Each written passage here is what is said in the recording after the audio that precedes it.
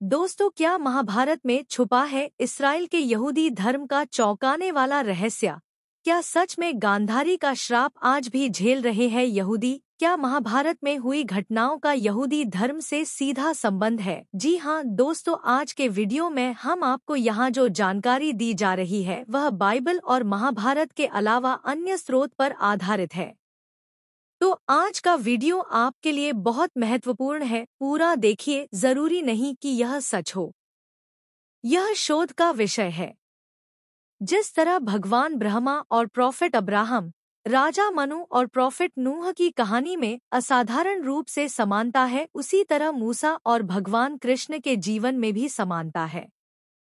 समानताओं के आधार पर निश्चित ही यह कहा जा सकता है कि प्राचीन काल में सभी धर्मों के रीति रिवाज और नियम एक ही थे और संभवत उक्त धर्मों की स्थापना किसी एक ही जाति समूह के लोगों ने की होगी।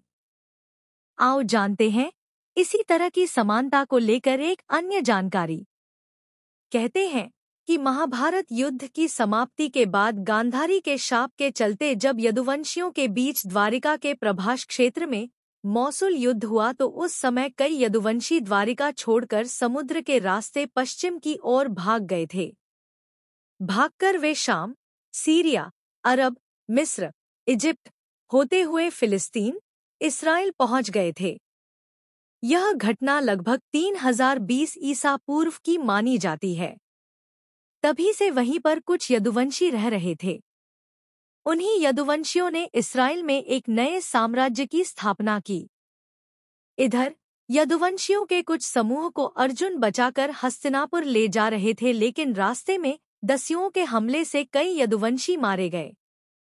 बच गए थे तो श्री कृष्ण की पत्नियां और उनका एक प्रपौत्र जिसका नाम व्रजनाभ था।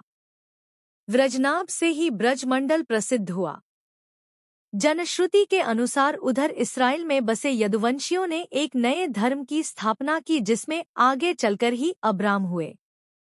शोधकर्ताओं ने इसके बाद के यहूदी प्रोफेट मूसा और श्री कृष्ण की समानता पर शोध करके यह सिद्ध करने का प्रयास किया कि यहूदी और हिंदू धर्म में कितनी समानता है, या कि यादवों के कारण ही यहूदी धर्म को यहूदी कहा जाता है।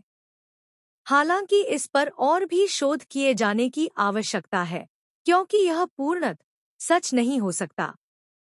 कहते हैं कि भगवान श्री कृष्ण और मूसा और उनके भाई बलराम और हारून में बहुत हद तक समानता है, फिर भी दोनों अलग अलग सभ्यताओं के जन्म देने वाले प्रोफेट हैं।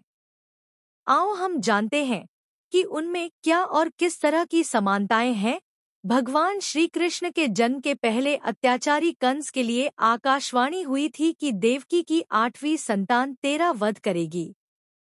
उसी तरह मूसा के जन्म के पहले मिस्र के राजा फराओ के लिए भविष्यवाणी की गई थी कि तेरा अंत राज्य में जन्मे एक व्यक्ति के हाथों होगा जो जन्म ले चुका है।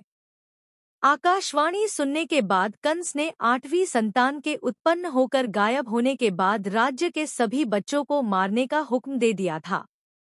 ठीक उसी तरह मिस्र के राजा ने भी राज्य के सभी बच्चों को मारने का हुक्म दे दिया था जो 1 वर्ष से कम उम्र के थे। हुक्म के पहले ही जिस तरह भगवान श्री कृष्ण को उनके पिता ने एक सूपड़े में रखकर नदी के पार नंद के यहाँ छोड़ दिया था, उसी तरह मूसा की माता ने मूसा को एक टोकरी में नदी में छोड़ दिया था। कुछ समय बाद मिस्र की रानी ने जब उस टोकरी को देखा तो उन्होंने उसमें से उस बच्चे को लेकर उसका पालन पोषण किया। इस तरह श्री कृष्ण और प्रोफेट मूसा को दूसरी माँ ने पाला। जिस तरह श्री कृष्ण के बड़े भाई बलराम थे लेकिन प्रमुखता श्री कृष्ण की थी, इसी तरह प्रोफेट मूसा के बड़े भाई हारून थे लेकिन प्रसिद्धि प्रोफेट मूसा को ही मिली। भगवान श्री कृष्ण के मुख से गीता की वाणी प्रकट हुई तो प्रोफेट मूसा के मुख से यहूदी धर्म के 10 नियम निकले जिन पर यहूदी धर्म कायम है। भगवान श्री कृष्ण जिस तरह अपने लोगों के साथ मथुरा से निकलकर अपने पूर्वजों की भूमि द्वारका चले गए थे, उसी तरह जब मूसा को पता चला कि मेरे पूर्वजों की भूमि बनी इस्राएल यरूशलेम है, तो वे भी अपने सभी हिब्रू कबीले के लोगों को लेकर मिस्र से निकल गए थे। यह दुनिया का सबसे बड़ा धार्मिक पलायन था। श्री कृष्ण के आखिरी दिनों में यदुवंशियों ने उनकी अवहेलना शुरू कर दी थी। कोई भी यदुवंशी उनकी बात नहीं मानता था और इसी कारण उनमें आपस में युद्ध हुआ और वे सभी मारे गए। इसी तरह मूसा की कहानी में भी यह पढ़ने को मिलता है कि बनी इस्राएल के लोगों ने बाद में मूसा के आदेश को मानने से इनकार कर दिया था, जिसके कारण उनके कबीले में बिखराव हो गया था। ऐसा कहते हैं कि प्रॉफेट मूसा जिस यहूदी जाति से हैं, उस यहूदी जाति का नाम यदु शब्द से ही निकला है। द्वारिका के जलमग्न होने और मूसा का कालखंड भी लगभग एक ही है। अरब के करीब बसे सीरिया का प्राचीन नाम शाम है, जो कृष्ण के श्याम नाम का ही अपभ्रंश है। इस तरह हमने देखा कि श्री कृष्ण और प्रॉफेट मूसा में कितनी समानताएं हैं। श्री कृष्ण और क्राइस्ट में भी ढेर सारी समानताएं देखने को मिलती है। बाढ़ के 350 साल बाद हज नूह की वफात हो गई। नूह के स्वर्ग जाने के ठीक 2 साल बाद प्रॉफेट अब्राहम का जन्म हुआ। बाइबल में जिसे उत्पत्ति कथा कहते हैं, उसे पुराणों में सृष्टि रचना कथा कहा गया है। ब्रह्मा के पुत्र और पौत्रों के वंश की कथा का विस्तार मिलता है। भारत की नदी सरस्वती के तट पर ही बैठकर वेद लिखे गए और यहीं पर ब्रह्मा और उनके पूर्वज रहते थे। कहते हैं कि जब सरस्वती नदी में तूफान शुरू हुआ तब प्रॉफेट अब्राहम के पिता अपने परिवार के साथ यह क्षेत्र छोड़कर उर प्रदेश में जाकर बस गए थे। प्रॉफेट अब्राहम के पिता का नाम तेरह था, जिनकी 3 संतानें थीं, अब्राहम, नाहूर और हराम। नूह के दूसरे बेटे शेम की 9वीं पीढ़ी में 13 हुआ। यहूदी धर्म की शुरुआत प्रॉफेट अब्राहम या अब्राहम से मानी जाती है, जो ईसा से लगभग 2000 वर्ष पूर्व हुए थे। पैगंबर अब्राहम के पहले बेटे का नाम हजरत इसहाक और दूसरे का नाम हजरत इस्माइल था। दोनों के पिता एक थे किंतु माँ अलग अलग थी। हजरत इसहाक की माँ का नाम सराह था और हजरत इस्माइल की माँ हाजरा थी।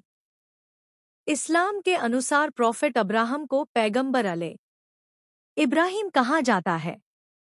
प्रॉफेट अब्राहम के पोते का नाम हजरत अले याकूब था। याकूब का ही दूसरा नाम इसराइल था। माना जाता है कि याकूब ने ही यहूदियों की 12 जातियों को मिलाकर एक सम्मिलित राष्ट्र इसराइल बनाया था।